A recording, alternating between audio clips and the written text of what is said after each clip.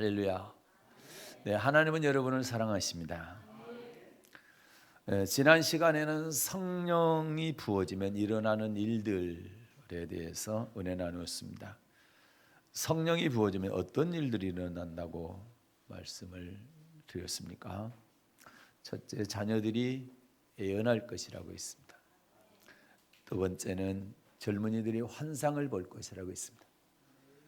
세 번째는 늙은이들이 꿈을 꾸게 해둘 것이다, 이렇게 말씀했습니다.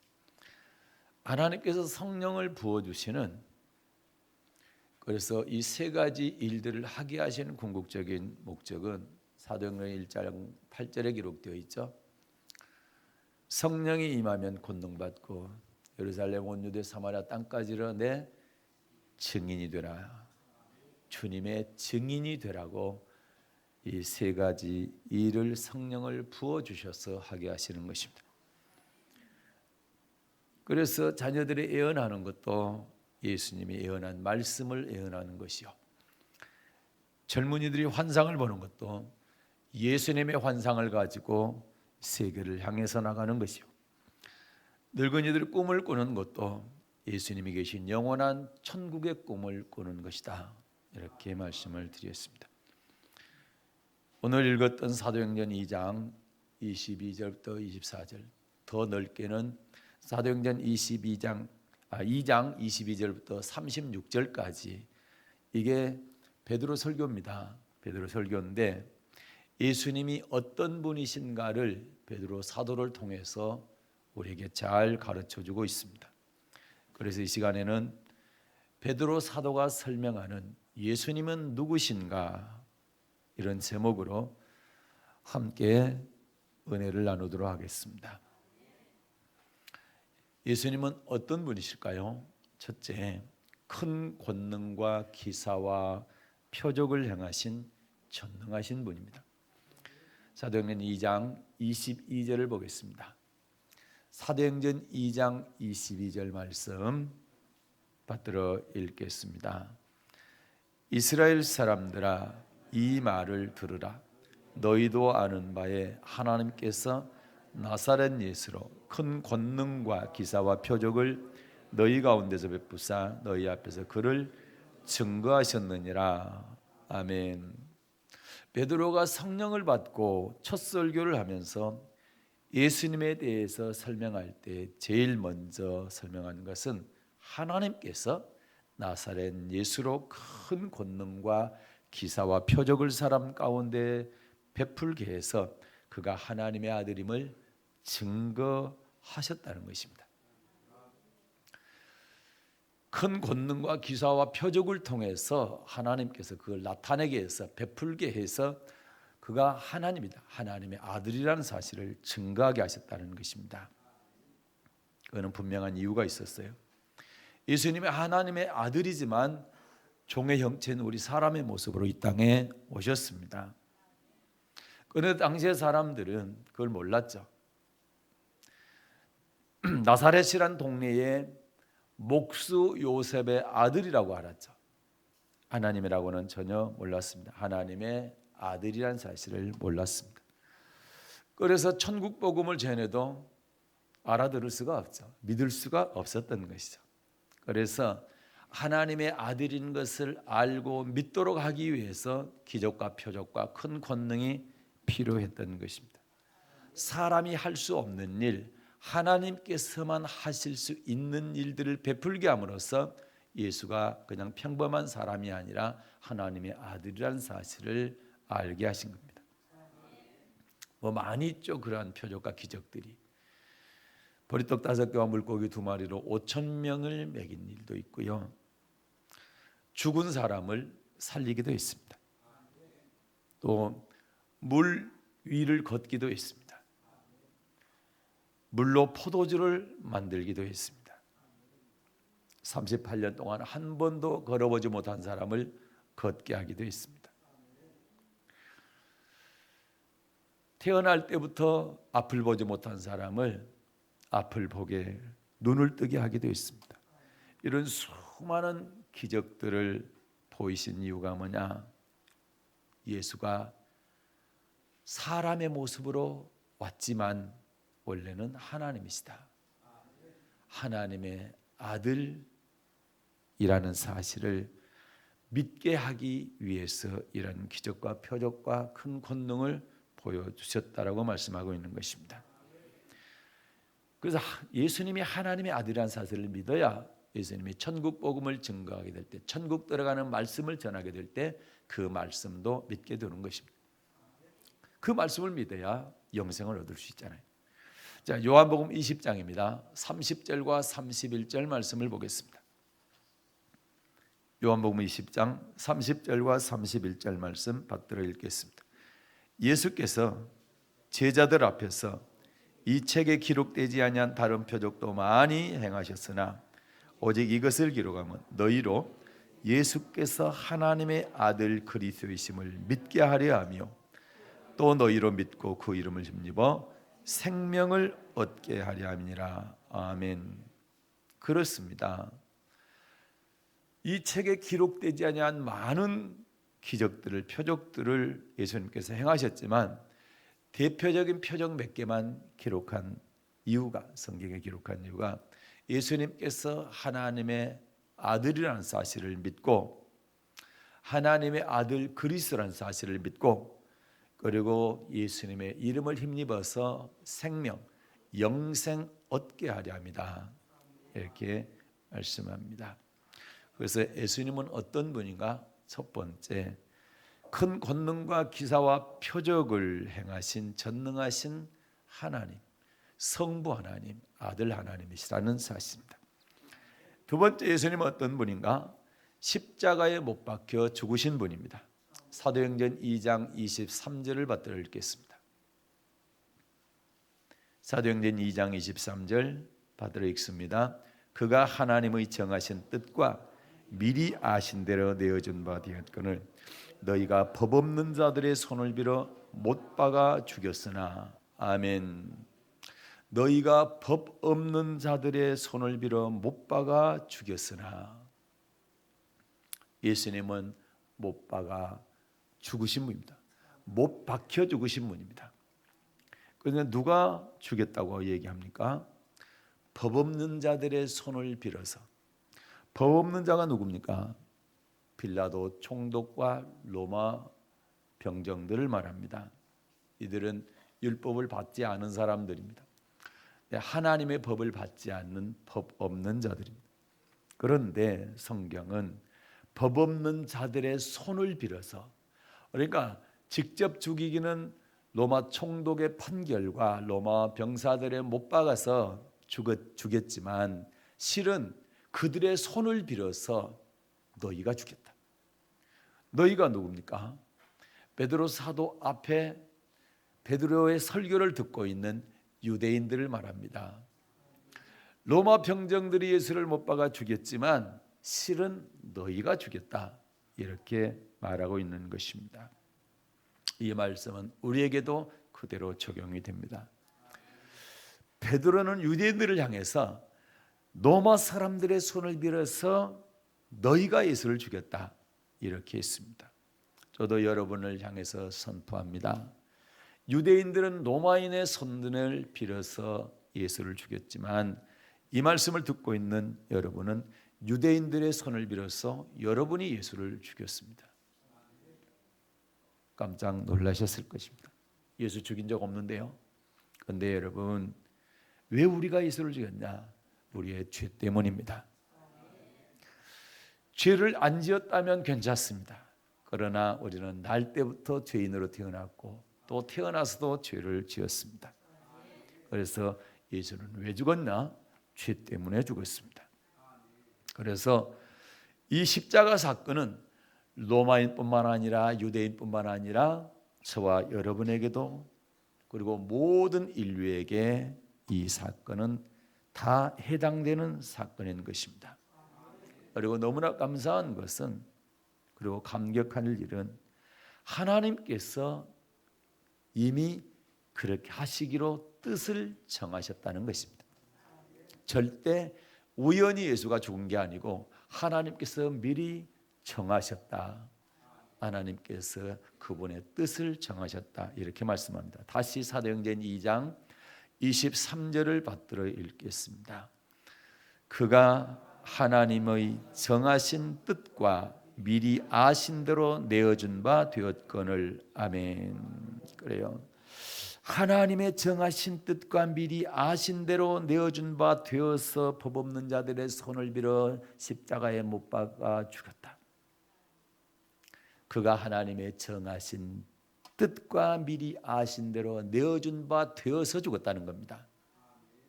하나님께서 그렇게 정하셨다고 말씀합니다. 이미 지금부터 2700년 전에 이사야 선지자를 통해서 하나님께서 예고하셨습니다. 다시 말해서 예수님 오시기 700년 전에 이사야 선지자가 이렇게 예언을 했습니다. 이사야 53장 5절부터 6절까지를 받들어 읽겠습니다. 이사야 53장 5절과 6절을 받들어 읽습니다. 그가 찔림은 우리의 허물을 인하며 그가 상함은 우리의 죄악을 인함이라. 그가 징계를 받음으로 우리가 평화를 누리고 그가 채찍에 맞음으로 우리가 나음을 입었도다.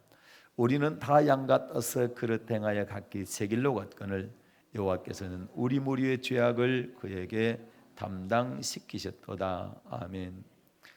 예수님께서 이 땅에 오시기 700년 전에 하나님께서는 이미 선지자 이사야를 통해서 메시아 그리스도 예수가 어떻게 무엇 때문에 어떤 모습으로 고통을 당하고 죽으실 것인지에 대해서 정확하게 예언하게 하셨습니다. 그러면 하나님은 무엇 때문에 예수를 고통과 죽음에 내어주기로 뜻을 정하셨다는 말입니까? 6절만 다시 읽겠습니다. 6절입니다. 우리는 다 양 같아서 그릇 행하여 각기 제 길로 갔거늘 여호와께서는 우리 무리의 죄악을 그에게 담당시키셨도다. 아멘. 우리는 다 양 같아서, 우리 인간은 다 양 같아서, 여기서 양 같다는 순한 양 말을 잘 듣는 양이 아니라 짐승 같다는 이야기입니다. 그 다음 말씀 보니까 그렇잖아요. 다 양 같아서 그릇 행하여 각기 제 길로 갔다. 그릇 행하여 갔다니 잘못된 길로 갔다 이 말입니다. 잘못된 길로 자기 마음대로 자기 마음대로 갔다 이 말이죠. 이게 우리는 죄라고 얘기합니다. 하나님의 말씀을 따라서 가야 되는데 하나님의 말씀이 아니라 짐승처럼 그릇된 길로 자기 마음대로 갔단 말입니다. 이게 죄입니다. 그런데 감사하게도 여호와께서는 우리 무리의 죄악을, 우리 무리의 저와 여러분의 이 죄를 그분에게 담당시키셨습니다. 담당이란 얘기는 전가시켰다, 뒤집어 씌운 겁니다. 그래서 우리가 짊어져야 할 죄를 예수님한테 전가시킨 겁니다. 담당시킨 겁니다. 그래서 우리 죄가 없어지는 겁니다. 그분 때문에.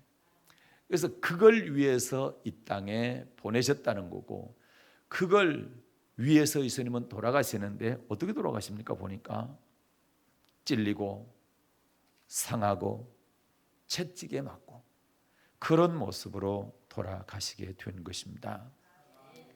순전히 여러분과 저의 죄 때문에 우리의 죄를 담당하시고 우리의 죄를 없애시기 위해서 용서해 주시기 위해서 십자가 지셔서 고통받고 죽으신 것입니다. 그래서 예수님이 이 땅에 오신 목적은 확실합니다. 확연합니다. 마태복음 1장 21절 말씀입니다. 마태복음 1장 21절 이렇게 말씀하고 있습니다. 받들어 읽겠습니다. 아들을 낳으려니 이름을 예수라 하라. 이는 그가 자기 백성을 저희 죄에서 구원할 자이심이라 아니라. 아멘. 이름은 예수. 예수는 자기 백성을 저희 죄에서 구원할 자시다. 그래서 죄에서 구원하시기 위해서 이 땅에 인간의 모습을 입고 하나님의 아들이 오신 것입니다. 왜 인간은 죄에서 구원받아야 됩니까? 날 때부터 죄를 갖고 나왔고 또 태어나서 죄를 짓기 때문에, 그리고 죄의 삭은 사망이기 때문에 그렇습니다. 죄의 삭은 사망입니다. 죽음입니다. 지옥입니다. 성경은 생명이 피에 있다고 말씀합니다. 생명이 어디에 있다고요? 피에 있다. 창세기 9장 5절입니다. 창세기 9장 5절 받들어 읽겠습니다. 내가 반드시 너희 피, 곧 너희 생명의 피를 찾으리니 짐승이면 그 짐승에게서, 사람이나 사람이 형제면 그에게서 그의 생명을 찾으리라. 아멘.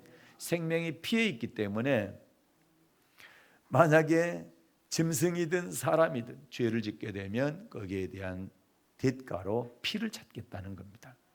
피를 찾는다는 얘기는 생명을 찾겠다는 얘기입니다.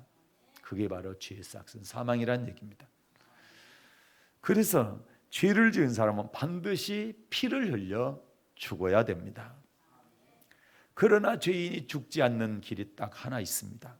그것은 누군가, 내가 피 흘려 죽어야 되는데 대신 누군가가 피 흘려 죽어주면 내가 죽지 않을 수가 있는 것입니다. 그래서 구약에서는 대속제물이라고 그러죠. 나를 대신해서 속죄하는 제물이 있습니다. 또 다른 말로 희생제물입니다. 내가 죄 때문에 희생되어 죽어야 되는데 내 대신 희생되어 죽는 제물이 있습니다. 구약에서는 흠없는 양이나 소나 또는 염소나 흠이 없는 그런 짐승이 대신해서 죽어줬습니다. 레위기 17장 11절 보겠습니다. 레위기 17장 11절 말씀을 보겠습니다. 받들어 읽겠습니다. 육체의 생명은 피에 있음이라. 내가 이 피를 너희에게 주어 단에 뿌려 너희의 생명을 위하여 속하게 하였나니 생명이 피에 있으므로 피가 죄를 속하느니라.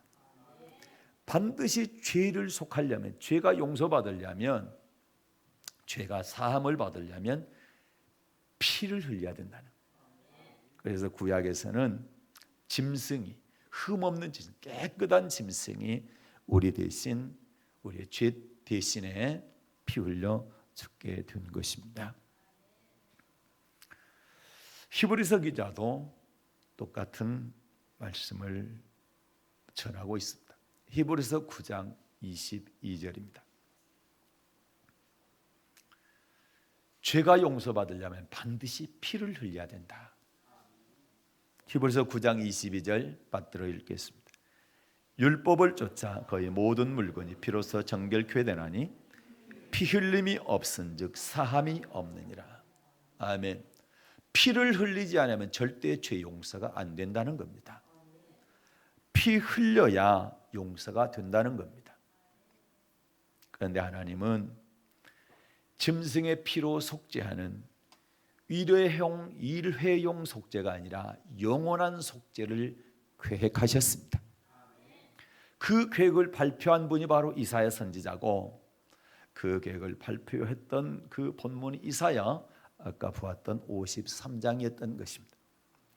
이사야 선지자를 통해서 예언을 이루시기 위해서 하나님께서는 2000년 전에 아들을 이 땅에 보내셨는데 우리의 똑같은 여러분과 저의 모습으로 보내셨습니다. 처녀 마리아라고 하는 사람의 자궁을 빌려서 성령께서 잉태해서, 남자가 아닙니다. 성령께서 잉태해서. 그래서 예수님은 남자와 여자 사이에 났다고 그런다면 죄인입니다.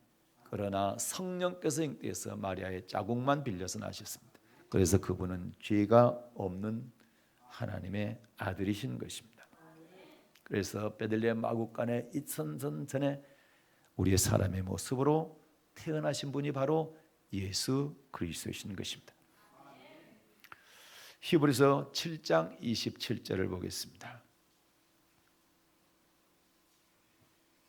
예수님은 로마인의 손을 빌어서 십자가에 못 박혀 죽으셨지만 우리 인간의 죄를 단번에 영원한 속죄를 이루어 주셨습니다.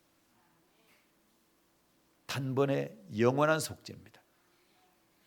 히브리서 7장 27절 받들어 읽겠습니다. 저가 저 대제사장들이 먼저 자기 죄를 위하여 위하고 다음에 백성을 죄를 위하여 날마다 제사 드리는 것과 같이 할 필요가 없으니 이는 저가 단번에 자기를 들여 이루셨느니라. 뭘 이루셨습니까? 속죄를 이루셨다. 단번에요. 여러분, 대제사장이 성도들의 죄를 위해서 속죄 제사를 드렸습니다. 그런데 제사장도 죄인입니다. 그러니까 제사 드리려면 어떻게 해야 됩니까? 본인의 죄를 먼저 속죄해야 되고 또 백성의 죄를 또 속죄해야 되고, 이게 보통 일이 아니었습니다. 그리고 날마다 제사를 드려야 됐어요. 그러나 그럴 필요가 없다. 언제부터? 예수님께서 십자가에서 죽으신 이후로부터 단번에 영원한 속죄를 이루셨기 때문입니다. 히브리서 9장 12절입니다. 히브리서 9장 12절 받들어 읽겠습니다. 염소와 송아지의 피로 아니하고 오직 자기 피로 영원한 속죄를 이루사 단번에 성소에 들어가셨느니라. 아멘. 그래요. 예수님이 돌아가신 뒤로는 염소와 송아지 피는 이제 효과가 없습니다. 효력이 없습니다. 그때는 그림자였습니다. 그러나 실상이 오셨습니다. 영원한 속죄를 단번에 이루시는 진짜 희생 제물, 그분이 바로 예수님이신 것입니다.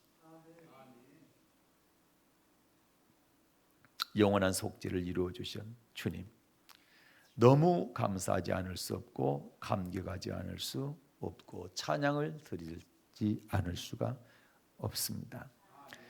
예수님이 어떤 분이냐? 첫째, 큰 권능과 기사와 표적을 행하신 전능하신 분. 두 번째는 십자가에 못 박혀 우리 죄 때문에 죽으신 분. 세 번째는 사망의 고통에서 풀려 살아나신 분이다. 사도행전 2장 24절 말씀을 받들어 읽겠습니다. 사도행전 2장 24절 말씀 받들어 읽습니다. 하나님께서 사망의 고통을 풀어 살리셨으니 이는 그가 사망에게 매여 있을 수 없었습니다. 아멘. 하나님께서 사망의 고통을 풀어서 살리셨습니다. 사망의 고통을 풀어 살리셨다는 얘기는 다시 살아나셨다. 사망을 이기고 다시 살아나셨다. 부활하셨다는 뜻입니다. 하나님께서는 죄 없는 독생자 예수를 모든 인간의 죄를 다 뒤집어 씌우고 죽게 하셨습니다. 그것을 하나님께서 정하셨고 그 뜻대로 예수님은 십자가에서 처절하게 우리 죄를 짊어지고 죽으셨습니다. 그러나 하나님은 예수님을 사망의 고통에 계속 두실 수는 없었습니다. 그리고 사망의 고통에서 풀어 다시 살리셨습니다. 왜 계속 사망에 두실 수가 없었습니까? 원래 그분은 죄가 없는 분이었기 때문입니다. 그래서 그 이유를 말씀하고 있죠. 다시 읽겠습니다. 사도행전 2장 24절 받들어 읽습니다. 하나님께서 사망의 고통을 풀어 살리셨으니 이는 그가 사망에 매여 있을 수 없었습니다. 그래요. 우리는 계속 사망에 매여 있을 수밖에 없는 인간이지만 존재이지만 예수님은 사망에 계속 매여 있을 수 없는 분이라는 겁니다. 왜요? 그분은 처음부터 죄가 없는 분이에요. 깨끗한 분이시기 때문에 계속 매여 있을 수가 없는 겁니다. 그래서 하나님께서 예수님을 살리셨던 것입니다. 그래서 이 땅에 인간으로 태어난 사람 가운데 유일하게 부활해서 하늘에 올라가신 분은 딱 한 분입니다. 예수님밖에 없습니다. 이것은 엄청난 일입니다. 왜요? 죽음을 이겼기 때문입니다. 우리가 왜 예수를 믿습니까? 죽음 이후에 이 땅의 삶의 마감 이후의 삶을 위한 겁니다. 그러려면 죽음을 이겨야 됩니다. 어차피 이 땅에서 사는 사람은 한 사람도 죽지 않을 사람이 없습니다. 다 죽어야 됩니다. 죽음을 이길 수 있는 방법이 딱 하나입니다. 예수입니다. 그분이 죽음을 이기셨기 때문에 그분을 믿는 사람은 죽음을 그분이 이기게 해주셔서 이길 수가 있는 겁니다. 우리 인간 스스로는 절대로 다시 살아날 힘이나 능력 없습니다. 죽음을 이길 수 있는 방법도 없고 길도 없다는 겁니다. 그러나 딱 한 가지 길이 있습니다. 죽음을 이기신, 사망을 이기신, 사망에서 매이지 아니하고 부활하신 예수입니다. 우리는 그분을 믿는 겁니다.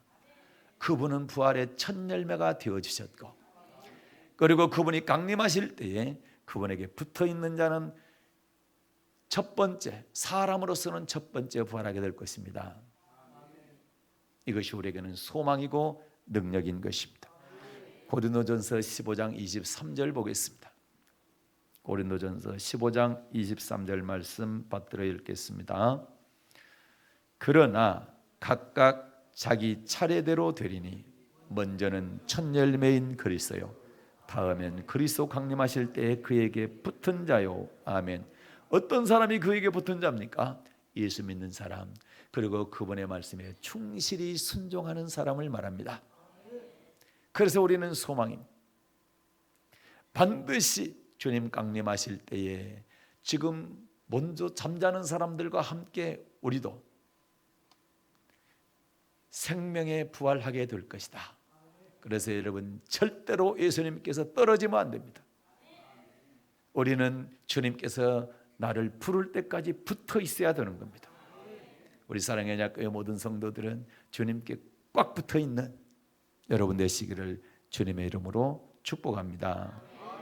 그래서 여러분, 부활은 말입니다, 우리로 하여금 예수님을 믿어야 되는 이유입니다. 그래서 부활이 그렇게 중요한 거예요. 네, 사도행전 17장 30절과 31절 말씀을 보겠습니다. 예수를 왜 믿어야 되느냐? 무엇을 보고 예수 믿어야 되느냐?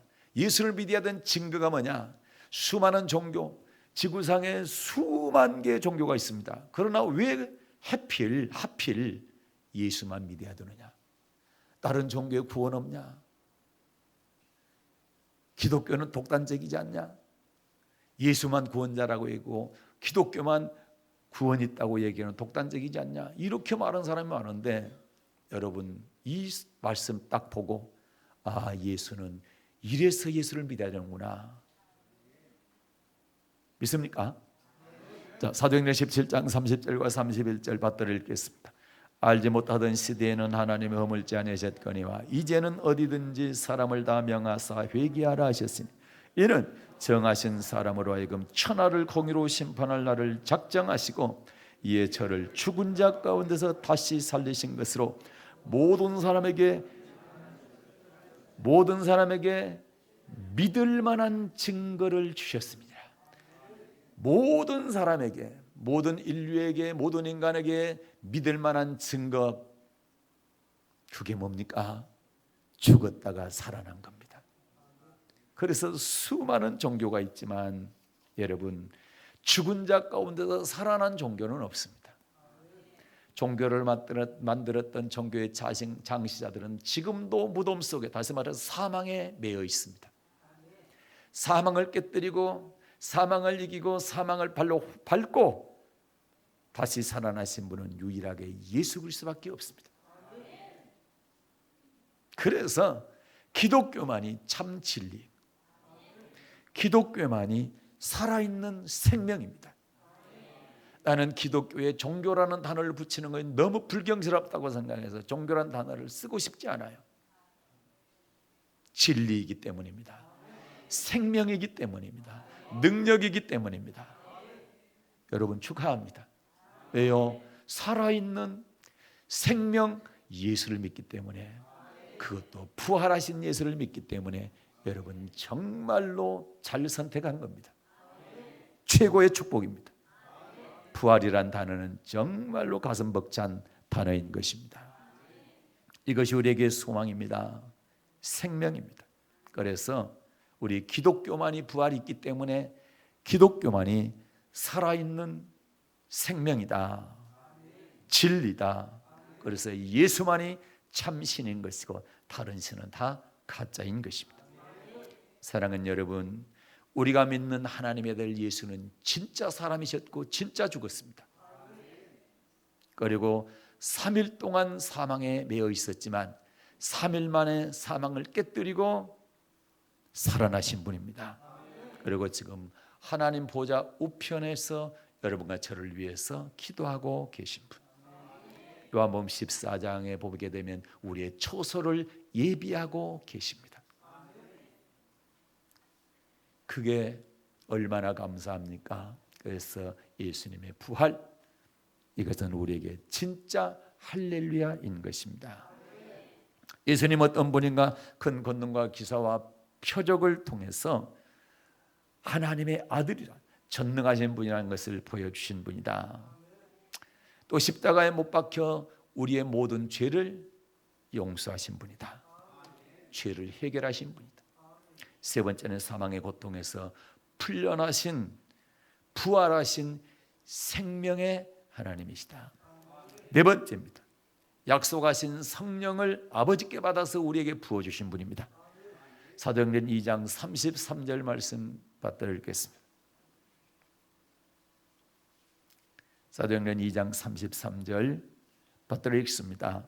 하나님이 오른손으로 예수를 높이시매 그가 약속하신 성령을 아버지께 받아서 너희 보고 듣는 이것을 부어주셨느니라. 아멘. 지금 이 설교가, 베드로가 이 설교 언제 하고 있습니까? 성령 받고 나서. 성령 받고 나서 방언을 하고 또 술 취한 것과 비슷한 행동을 하니까 사람들이 조롱을 하잖아요. 비웃잖아요. 그때 그 사람들 앞에서 당당히 일어서서 얘기를 하는 것이, 우리가 성령을 받았는데 이것은 술 취한 게 아니고 요엘 선지자로부터 예언했던 사실이 성취된 것이다. 그 예언이 성취됐다. 그 사건이라는 사실입니다. 그래서 약속하신 성령을 아버지께 받아서 우리에게 부어주신 분. 그러니까 사도행전 1장 4, 5절에 승천하기 바로 직전에 제자들에게 말씀하셨잖아요. 너희는 예루살렘 떠나지 말고 내게 들은 바 아버지께서 약속하신 그 기다리라. 요한은 물로 세를 베풀었지만 너희는 몇 날이 못 되어서 성령으로 세를 받게 될 것이다. 그 약속대로 예수님께서는 하늘에 올라가셔서 10일 만에 하나님 아버지께 성령을 받아서 우리에게 그걸 부어주신 겁니다. 믿습니까? 그런데 여기 보니까 너희 보고 듣는 이것을 부어주셨냐. 너희 보고 듣는 이것. 그러니까 성령을 받게 되면 보는 게 있고 듣는 게 있다라는 것입니다. 보는 거는 뭡니까? 사람들이 보니까 새술에 취했다. 이거 보니까 술 취한 행동과 비슷한 행동을 한다는 것을 알 수가 있어요. 예. 그 다음에 또 하나는 뭡니까? 듣는 것이죠. 그거는 그리고 성령이 말하게 하심을 따라 다른 방언으로 말하기 시작하니라. 성령께서 말하게 하는 방언을 말합니다. 고린도서 14장 2절에 보게 되는 그 성령 방언은, 성령께서 말하게 하시는 그 방언은 사람이 알아들을 수 없고 하나님께 내 비밀을 말하는 것이다. 이렇게 말씀하고 있어요. 예. 성령을 부어주시는 가장 중요한 이유 두 가지는 몇 주 전에 제가 성령을 부어주시는 이유 두 가지를 말씀드렸잖아요. 예. 간단하게 말하면 성령을 부어주시는 이유 첫째는 뭡니까? 환난 때에 예수님의 이름을 끝까지 부르게 하기 위한 것이다. 환난 때 너 예수 믿으면 죽인다 할 때, 그럴 때도 성령께서 예수님의 이름을 부를 수 있도록, 나는 예수 믿는다고 얘기할 수 있도록 하시는 분이 성령이시다. 두 번째는 뭡니까? 성령은 진리의 영이라고 그랬잖아요. 진리가 뭡니까? 요한복음 17장 17절에서 진리는 아버지 말씀이죠. 그래서 진리의 성령께서 진리 가운데로 인도합니다. 나는 지킬 수 없는 말씀이라 할지라도 성령께서 지키게 해주시는 겁니다. 그 고백을 보니까 구약의 하나님의 말씀은 내가 결단하면 지킬 수 있는 말씀들이었어요. 그런데 신약에서 예수님께서 산상수훈에서 소개법을 주셨잖아요. 구약에다가 더 완전케 하는 법을 주셨는데 신약의 법이 훨씬 어렵다, 지키기 어렵다라는 거죠. 구약에서 가늠은 가늠해야 가늠입니다. 신약에서 가늠, 예수님께서 완전케 한 법에는 마음속에 음욕만 품어도 가늠이다. 그러니까 마음속의 법까지 지키려면 뭐가 필요하다? 성령님이 필요하다. 우리 힘으로 마음속의 법을 지키기는 어렵다. 그게 바로 로마서 7장 바울의 고백입니다. 그런데 바울이 깨달았죠. 아, 내가 한 법을 깨달았다. 어떤 법을 깨달았습니까? 생명의 성령의 법이 죄와 사망의 법에서 해방했다. 그것이 로마서 8장 1절부터 4절 말씀인 것입니다. 성령 받으면 죄와 사망의 법을 이길 수 있다는 거예요. 성령 받으면 어떤 어려운 하나님의 말씀도 성령께서 지키게 해주신다 이 말이죠. 그래서 성령을 받아야 되는 것이다. 그래서 성령 받기 전에는 절대로 내 증인이 될 수 없다. 예루살렘 떠나지 말라. 성령 받고 나면 너에게 권능이 임할 것인데 어떤 권능입니까? 지금 말씀드렸던 두 가지 권능입니다. 환난을 끝까지 견딜 수 있는 권능이고 또 하나는 어떤 어려운 하나님의 말씀도 순종할 수 있는 권능입니다. 이걸 받고 내 증인 되라는 겁니다. 믿습니까? 그래서 성령이 우리에게 부어지는 것은 엄청나게 중요한 거예요. 특별히 신약 시대는 그래서 모든 만민에게, 모든 사람에게 다 부어주신 것입니다. 예수님 어떤 분입니까? 큰 권능과 기사와 표적 행하신 전능하신 하나님의 아들. 예수님 어떤 분입니까? 십자가에 못 박혀 우리의 모든 죄를 담당하시고 우리의 죄를 해결하신 분. 그리고 예수님 어떤 분입니까? 사망의 고통에서 살아나신 분, 풀려나신 분, 사망에 매여 있지 않고 다시 살아나신 부활의 하나님이십니다. 예수님 어떤 분입니까? 약속하신 성령을 아버지께 받아서 우리에게 부어주신 분이다.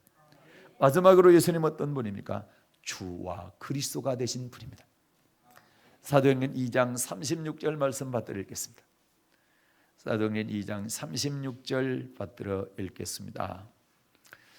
그런즉 이스라엘 온 집이 정령 알지니 너희가 십자가에 못 박은 예수를 하나님이 주와 그리스도가 되게 하셨느니라. 아멘. 보십시오. 그런즉 이스라엘 온 집이 정령 알지니, 이스라엘 온 집이 정령 알지니, 이 말은 예수 믿는 모든 사람은 반드시 알아야 된다. 예수 믿는 모든 사람은 반드시 알아야 된다. 뭘 알아야 되느냐? 십자가에 돌아가신 예수, 그분은 주와 그리스도다. 주란 얘기는 주인이란 얘기입니다. 또 다른 말로, 다른 데는 임금이라고 되어 있어요. 임금. 임금은 왕을 말합니다. 왕은 어떤 사람입니까? 그 나라를 다스리는 사람입니다. 통치하는 사람입니다. 예수님이 우리의 주라는 얘기는 우리의 주인이라는 얘기고, 그분이 왕이라는 얘기고 임금이라는 얘기. 그래서 우리를 다스리는 분이라는 얘기입니다. 그래서 성경에 보면, 자, 귀신이 쫓겨나갔냐? 그러면 하나님 나라가 너희 안에 임했다. 이 얘기는 통치자가 바뀌었다는 얘기. 너희를 귀신이 통치했는데 이제부터는 예수가 통치한다는 겁니다. 그 말씀. 그래서 예수 믿기 전에는 내가 주인이었어요. 내 뒤에는 누가 통치했어요? 마귀가 통치했어요. 그런데 주인이 바뀌었어요. 예수 믿은 대로. 이제 누가 통치합니까? 예수가 통치한다. 그분이 통치자다. 그럼 우리는 어떻게 해야 됩니까? 당연히 그분의 말씀에 복종해야 되는 것이다. 여러분, 예수 믿는 사람이 예수님의 말씀에 복종 안 하면 누구한테 복종한단 말입니까? 예수를 믿는다 하면서도 마귀의 말에 복종하게 되면 여러분 예수 믿는 거 아닙니다. 가짜입니다. 입으로는 예수 믿는다 하지만 실제로는 예수 안 믿는 거예요. 어떤 사람이 진짜 예수 믿는 사람이냐? 그분에게 다스림을 받고 그분에게 통치를 받는 사람. 그러면 당연히 통치자의 말에 복종하는 사람이다. 믿습니까? 그래서 우리에게 천국 들어가는 말씀을 주신 거예요. 그래서 예수님은 하나님의 아들로만 오신 것이 아니라 말씀으로도 오셨다. 태초에 말씀이 계셨고 그 말씀이 하나님과 함께 계셨고 그 말씀이 곧 하나님이시다. 이게 요한복음 1장 1절 말씀인데 14절 보면 말씀이 육신이 되어 있다는 것이다.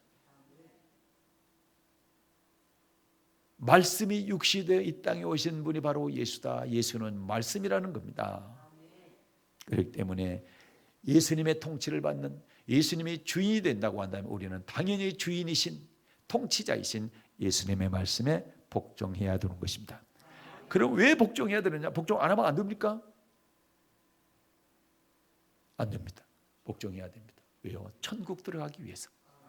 마태복음 7장 21절.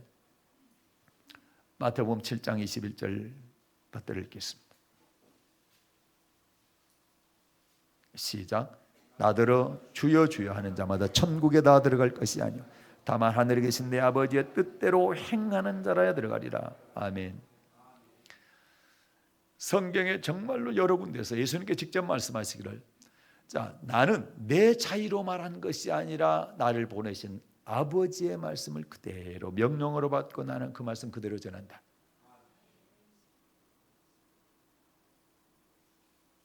그래서 예수님의 말씀은 하나님 아버지의 말씀입니다. 하나님 아버지의 말씀은 하나님의 뜻을 그대로 기록한 겁니다. 그런데 예수님께서 직접 말씀하셨습니다. 나더러 주여 주여 한다고, 나한테 주여 주여 한다고 천국에 다 들어갈 것 아니다. 어떤 사람의 천국에 들어가냐? 주여 주여 하는 사람 가운데 아버지의 뜻대로 행하는 자가 들어간다. 아버지의 뜻, 예수님의 말씀입니다. 그분의 말씀에 복종하는 자가 들어간다.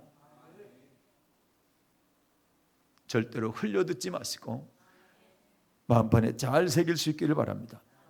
이러한 사실을 너무너무 잘 알았던 바울, 성경을 13권 기록한 바울, 그래서 여러분 바울은 그렇게 많은 사람들에게 복음을 전하고 혹시라도 내가 하나님께 버림받을까 두려워서 자기를 쳐서 뭐 했다고 말씀하고 있습니까? 복종했다. 내가 나를 쳐서 복종한 것은 내가 남에게 복음을 많이 전파한 후에 도리어 버림받을까 두려웠다. 고린도전서 9장 27절 이 말씀 보고 마칩니다. 고린도전서 9장 27절 말씀입니다. 받들어 읽겠습니다. 내가 내 몸을 쳐 복종하게 함은 내가 남에게 전파한 후에 자기가 도리어 버림이 될까 두려움이다. 아멘. 만약에 여러분 복종 안 해도 다 버림받지 않고 다 들어간다고 하면 왜 바울같이 대단한 믿음의 사람이 두려워했냐 이 말입니다. 그리고 자기를 쳐서 복종시켰냐 이 말입니다. 우리는 좀 생각을 해야 돼. 아무 생각 없이 성경 읽으면 안 되고 아무 생각 없이 말씀 받으면 안 돼요. 바울같이 대단한 믿음의 사람이 왜 이렇게 자기를 쳐서 복종시켰을까? 뭐 때문에 그랬대요? 버림받지 않기 위해서. 그러면 바울같이 대단한 사람도 복종하지 않으면 버림받을 수 있다라는 사실을 우리는 알아야 되는 겁니다. 그래서 복종해야 되는 거예요.